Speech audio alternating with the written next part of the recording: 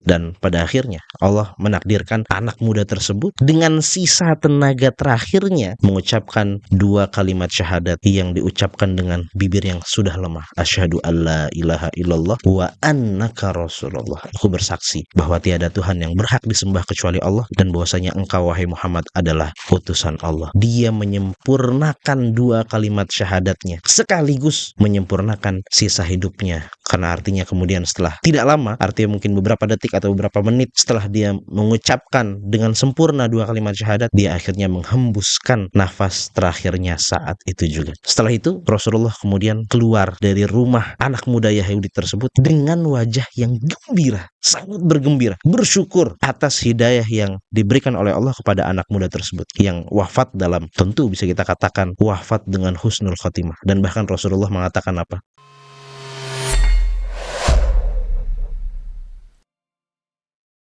Bismillah, kawan-kawan Yotvet, ketemu lagi. Kalau kita bertanya, sebenarnya gimana sih interaksi Rasulullah atau Nabi Muhammad dengan orang non-Muslim, dengan orang yang berbeda keyakinan dengan beliau? Kita kan sering banget ketemu cerita bagaimana Rasulullah itu interaksi dengan orang non-Muslim atau yang berbeda keyakinan dalam medan perang. Artinya dalam keadaan perang gitu ya. Padahal interaksi Rasulullah dengan non-Muslim itu banyak banget. Nggak cuman dalam perang, bahkan sisi-sisi kemanusiaan dan terlihat ketinggian dan keluhuran akhlak Rasulullah itu akan banyak sekali potret-potretnya. Nah, salah satunya adalah kisah yang akan kita bawakan pada hari ini. Dalam satu kesempatan, ada seorang anak muda Yahudi yang pada saat itu anak muda Yahudi ini memang lagi sakit berat, sakit keras, walaupun usianya masih sangat muda banget. Nah, masalahnya memang anak muda Yahudi ini dia pernah sekian lama tinggal atau melayani Rasulullah di rumah Rasulullah. Artinya dia melayani selayaknya sahabat-sahabat muda yang lain gitu ya. Nyiapin air wudhunya Rasulullah, kemudian nyiapin sendalnya Rasulullah, atau memenuhi kebutuhan Rasulullah. Artinya kalau mungkin Rasulullah butuh apa, dia siap untuk membantu dan melayani Rasulullah. Nah, suatu hari Rasulullah menyadari, kok ini anak muda Yahudi ini nggak kelihatan lagi. Kan biasanya datang ke rumah beliau, tapi kok kali ini nggak datang gitu ya. Sehingga beliau mencari kabar lah, atau bahkan sampai datang ke rumah anak muda Yahudi ini, dan ternyata didapati anak muda Yahudi ini lagi sakit keras. Ya, singkat cerita Rasulullah kemudian menjenguk. Ketika Rasulullah menjenguk dan mendapati anak muda Yahudi ini dalam keadaan yang ya bisa kita katakan sekarat lah gitu ya, karena sakit keras gitu ya, Nabi kemudian duduk di dekat kepala si anak muda Yahudi tersebut, dan di waktu yang bersamaan juga si ayahnya anak muda Yahudi ini ada di hadapan Rasulullah. Artinya di sebuah kamar gitu ya, ada anak muda Yahudi yang sedang sakit, di dekat kepalanya ada Rasulullah duduk di sampingnya, dan kemudian ada ayahnya anak muda Yahudi tersebut. Nah, Nabi Muhammad SAW kemudian menatap pemuda Yahudi ini dengan pandangan yang tentu penuh kasih dan iba. Kenapa? Atau maksudnya gimana gitu? Rasulullah melihat ini ada seorang anak muda yang belum masuk Islam, akan meninggalkan dunia dan akan menatap dunia akhirat, akan menghadap dunia akhirat gitu ya. Ini waktu yang sangat genting bagi Rasulullah Shallallahu Alaihi Wasallam. Makanya Rasulullah kemudian berusaha berpacu dengan waktu, menyeru, mengajak, mendakwahkan anak muda tersebut gitu ya, kepada sesuatu yang sangat ia butuhkan di momen-momen yang tinggal sedikit ini, di waktu yang tersisa ini, yaitu apa? Rasulullah mengajak anak muda tersebut untuk mengucapkan dua kalimat syahadat agar anak muda tersebut masuk ke dalam Islam. Artinya Rasulullah kemudian mengatakan kepada anak muda tersebut, masuklah Islam, ucapkanlah asyhadu alla ilaha illallah wa anna muhammadar rasulullah wa anni Rasulullah. Nah, anak muda ini ketika mendengarkan ajakan Rasulullah, dan ini bukan bukan paksaan gitu ya. Rasulullah tidak pernah memaksa sekalipun, sedikit pun. Bahkan ketika si anak muda Yahudi ini ketika sekian lama melayani di rumah Rasulullah SAW, Rasulullah juga tidak pernah memaksa bahkan gitu ya. Ketika pemuda tersebut mendengar ajakan Rasulullah untuk masuk Islam tadi gitu ya, yang tentu sudah sekian lama ia layani, anak muda ini tentu berarti sudah kenal akhlaknya Rasulullah bagaimana, karena si anak muda ini kan tahu bagaimana kebiasaan Rasulullah ketika di dalam rumah Rasulullah itu ngapain kan gitu. Dan itu kan tidak semua orang tahu, dan itu bahkan akan menyingkap banyak hal-hal yang selama ini tidak ditampakkan oleh seseorang ketika di luar rumah gitu ya. Artinya anak muda Yahudi ini benar-benar tahu bagaimana sih sifatnya Rasulullah. Dan memang anak muda Yahudi ini ya sebagaimana testimoni banyak orang gitu ya. Rasulullah itu kan pada dasarnya sekalipun beliau memang punya posisi sebagai pemimpin, ya katakanlah di Madinah beliau bisa dikatakan sebagai kepala negara, sebagai nabi, pemimpin umat, bahkan pemimpin atau penghulu seluruh anak Adam, seluruh manusia gitu. Tapi anak muda Yahudi ini benar-benar tahu Rasulullah ini memang bukan seorang modelnya penguasa gitu ya, apalagi kemudian zolim atau sering berdusta gitu, enggak. Justru anak muda ini benar-benar tahu. Nah, tapi ketika anak muda Yahudi ini mendengarkan seruan dari Rasulullah tadi untuk masuk Islam, dia menatap ayahnya, seolah meminta izin kepada ayahnya. Artinya dia ya mungkin masih ada rasa, bagaimana nanti ketika aku masuk Islam, apakah ayahku mengizinkan? Apakah ayahku meridhoi? Apakah ayahku tidak melarang dan seterusnya gitu ya. Nah, Rasulullah sendiri kemudian mengulang lagi ajakan tersebut kepada anak muda tersebut. Rasulullah berpaculah dengan sisa-sisa napas anak muda itu. Artinya Rasulullah kembali menyeru, ayo masuk Islam dan ucapkanlah dua kalimat syahadat, asyhadu alla ilaha illallah wa anni rasulullah. Dan pada saat itu ketika anak muda kembali menatap ayahnya seolah meminta izin gitu ya. Disinilah kemudian ayahnya pun akhirnya mengizinkan dan mengatakan, taatilah Abul Qasim. Taatilah apa yang dikatakan Muhammad. Ikuti apa yang diperintahkan oleh Muhammad kepadamu. Artinya, ya nggak apa-apa. Silakan kalau engkau mau mengucapkan dua kalimat syahadat dan kemudian masuk Islam dan meninggalkan agama Yahudi gitu ya. Dan pada akhirnya Allah menakdirkan anak muda tersebut dengan sisa tenaga terakhirnya mengucapkan dua kalimat syahadat yang diucapkan dengan bibir yang sudah lemah. Asyhadu alla ilaha illallah wa annaka rasulullah. Aku bersaksi bahwa tiada Tuhan yang berhak disembah kecuali Allah, dan bahwasanya engkau wahai Muhammad adalah utusan Allah. Dia menyempurnakan dua kalimat syahadatnya sekaligus menyempurnakan sisa hidupnya, karena artinya kemudian setelah tidak lama, artinya mungkin beberapa detik atau beberapa menit setelah dia mengucapkan dengan sempurna dua kalimat syahadat, dia akhirnya menghembuskan nafas terakhirnya saat itu juga. Setelah itu Rasulullah kemudian keluar dari rumah anak muda Yahudi tersebut dengan wajah yang gembira, sangat bergembira, bersyukur atas hidayah yang diberikan oleh Allah kepada anak muda tersebut, yang wafat dalam, tentu bisa kita katakan, wafat dengan husnul khotimah. Dan bahkan Rasulullah mengatakan apa? Segala puji bagi Allah yang telah menyelamatkannya berkatku dari api neraka. Iya benar, karena anak tersebut akhirnya masuk Islam. Dia akan menghadap Tuhannya, dia akan eh, menghadapi akhirat dengan keadaan muslim, beriman kepada Allah dan Rasulnya. Dan kemudian Rasulullah mengatakan kepada para sahabat yang ada di sekitar situ, mengatakan, sholatkanlah saudara kalian ini.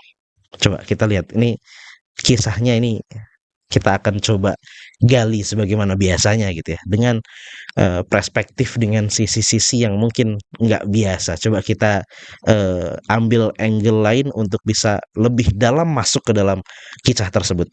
Coba kita bayangkan, ini kita mungkin takjub gitu ya, kalau kita kemudian tahu bahwa di rumah Rasulullah ada anak muda Yahudi yang berbeda keyakinan dengan beliau, yang bukan hanya sekedar bertamu atau hanya sekedar datang bertanya, enggak, ini anak muda ini melayani Rasulullah, melayaninya secara pribadi, menyiapkan air wudhu, menyiapkan sendal, memenuhi kebutuhan-kebutuhan Rasulullah gitu.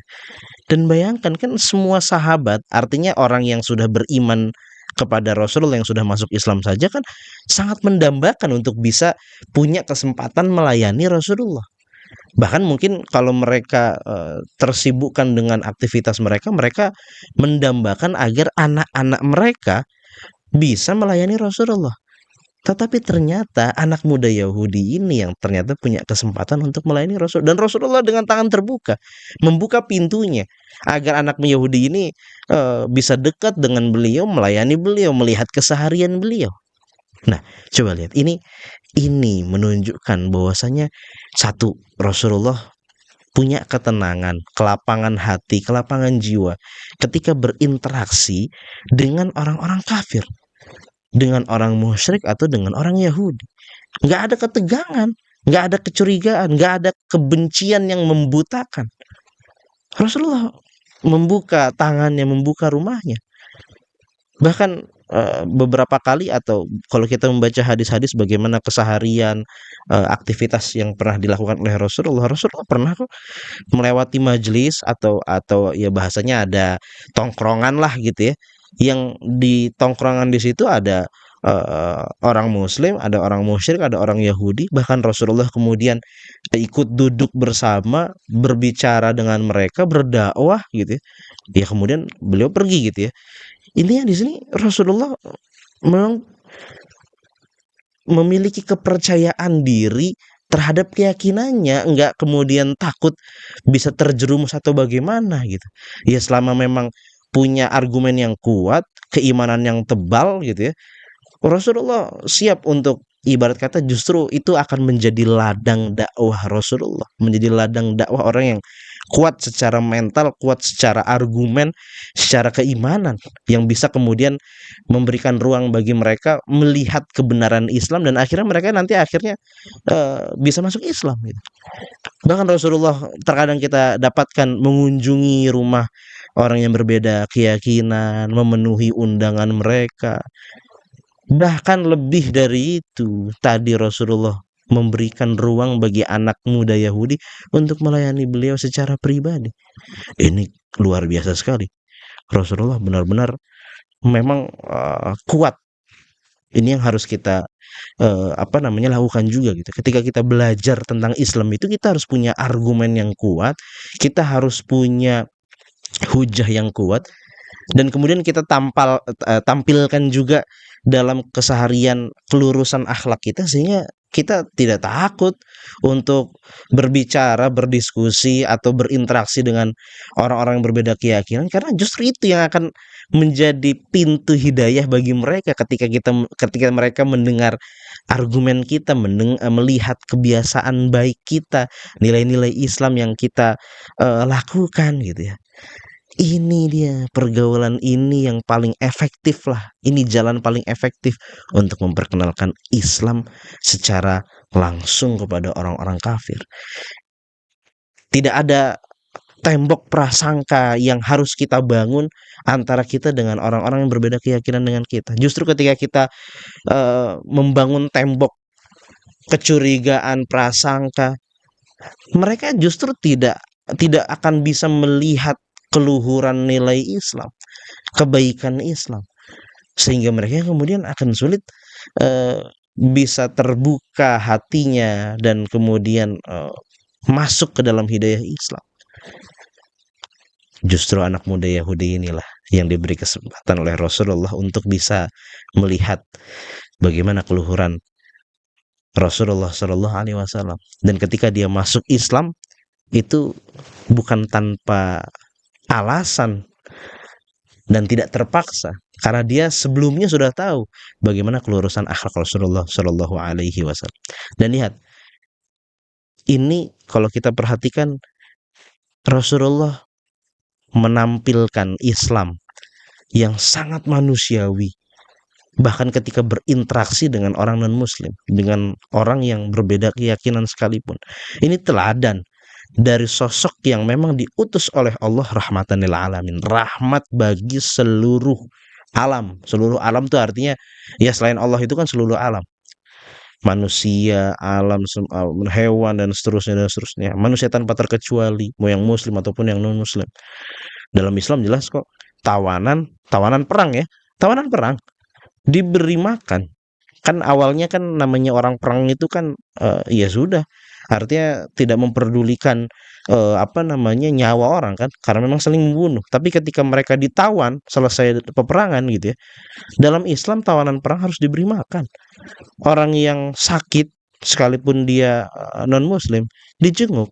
Bahkan Rasulullah itu pernah ketika ada jenazah, jenazah tersebut non-muslim gitu ya, Rasulullah kemudian memberikan penghormatan dalam arti Rasulullah berdiri pada saat itu, dan kemudian Rasulullah sempat dikabarkan oleh sahabat-sahabat yang lain, "Wahai Rasulullah, dia kan bukan orang beriman, dia bukan orang muslim." Apa kata Rasulullah? "Alaisat nafsan?" Bukankah mayat itu adalah seorang manusia juga, jiwa manusia juga kan gitu.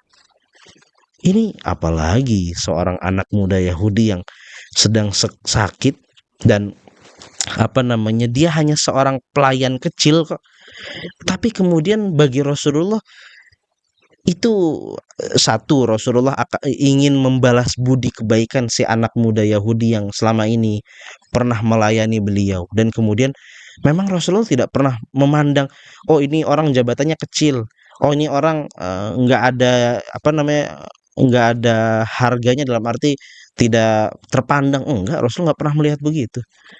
Siapapun bagi Rasulullah dia adalah ladang dakwah, dan Rasulullah akan begitu bahagia ketika objek dakwahnya berhasil masuk ke dalam agama Islam. Dan coba kita bertanya ya, sebenarnya ketika Rasulullah tadi begitu bahagia gitu ya, ketika anak muda Yahudi tersebut masuk Islam gitu, ini rahasia di balik kebahagiaan itu apa gitu? Kenapa Rasulullah begitu berbahagia sampai tadi kemudian Rasulullah itu langsung menetapkan ikatan persaudaraan antara anak muda Yahudi dengan para sahabat yang lain gitu kan? Kan Rasulullah mengatakan, "Shallu ala akhikum." Salatkanlah saudara kalian ini gitu. Langsung diikatkan kan tali persaudaraan keimanan itu gitu kan. Padahal coba, padahal kalau kita bertanya-tanya lagi, emang yang Rasulullah dan para sahabat dapatkan dari anak muda Yahudi yang baru masuk Islam dan kemudian meninggal ini apa gitu? Ini anak muda Yahudi masuk Islam, kemudian langsung meninggal. Kan artinya dia nanti nggak bisa ikut berperang. Artinya nggak nambah jumlah tentara kaum muslimin gitu ya. Dia nggak akan menambah jumlah umat Rasulullah yang masih hidup gitu ya. Dia nggak punya harta juga untuk bisa disumbangkan dalam bentuk apa, masjid ke, atau untuk pembangunan apa, untuk membantu orang miskin dan seterusnya. Bahkan dia tidak bisa lagi melayani Rasulullah seperti sebelumnya. Tapi apa yang membuat Rasulullah begitu gembira? Nah, ini dia. Rahasianya adalah karena Rasulullah benar-benar menyadari dalam dirinya, memang kepuasan hati, kepuasan diri, obsesi utama dalam diri Rasulullah adalah menyelamatkan, membimbing manusia dari jurang neraka untuk masuk ke dalam cahaya yang pada akhirnya adalah surga Allah Subhanahu wa taala. Itu adalah misi hidup terbesar dalam kehidupan Rasulullah Shallallahu alaihi wasallam. Bagaimana kegembiraan, kesedihan, marah, ridhonya Rasulullah itu semuanya berputar dalam urusan itu, dalam misi untuk memberikan hidayah kepada manusia. Makanya beliau begitu gembira ketika siapapun masuk Islam. Ketika pulang dari Taif, beliau benar-benar tertolak, ditolak, bahkan bukan hanya sekedar ditolak, tapi kemudian ditolak dengan kasar karena kemudian Rasulullah dilempari dengan batu bahkan sampai berdarah-darah. Di perjalanan pulang, Rasulullah berhasil dengan perantaranya ada seorang pelayan. Sebenarnya pelayan itu bukan asli orang Taif, bahkan dia berasal dari tempat lain yang jauh gitu. Hanya seorang pelayan masuk Islam. Begitu bahagianya Rasulullah Shallallahu Alaihi Wasallam. Makanya kemudian Rasulullah itu pernah suatu kali gitu, benar-benar merasa sangat pilu, sangat sangat galau karena beliau ketika beliau ditolak dakwahnya oleh orang-orang musyrik, oleh orang-orang oleh objek dakwahnya gitu. Bahkan kemudian Allah itu sampai menggambarkan fala'allaka bakhi'un ala nafsik, barangkali engkau akan membinasakan dirimu karena bersedih hati terhadap mereka yang menolak ajakan dan dakwahmu. Itulah Rasulullah Shallallahu Alaihi Wasallam selalu bersemangat untuk bisa membawa hidayah dalam diri manusia agar memang manusia terselamatkan dari jurang neraka untuk kemudian bisa masuk ke dalam cahaya Islam yang pada akhirnya adalah surga Allah yang kenikmatannya tiada tara dan tidak pernah terbayangkan oleh seorang pun di dunia ini karena begitu besar nikmat yang ada di dalam surga. Kawan-kawan, coba kita pelajari lebih lanjut lagi bagaimana akhlak-akhlak yang begitu tinggi dalam diri Rasulullah. Allah mengatakan innaka la'ala khuluqin azim. Engkau Muhammad memang betul-betul berada di ketinggian keluhuran akhlak. Bagaimana memang ketinggian dan keluhuran akhlak Rasulullah. Ikuti terus konten kita, kisah-kisah menarik dan menggugah hati inspiratif dari Rasulullah Shallallahu Alaihi Wasallam.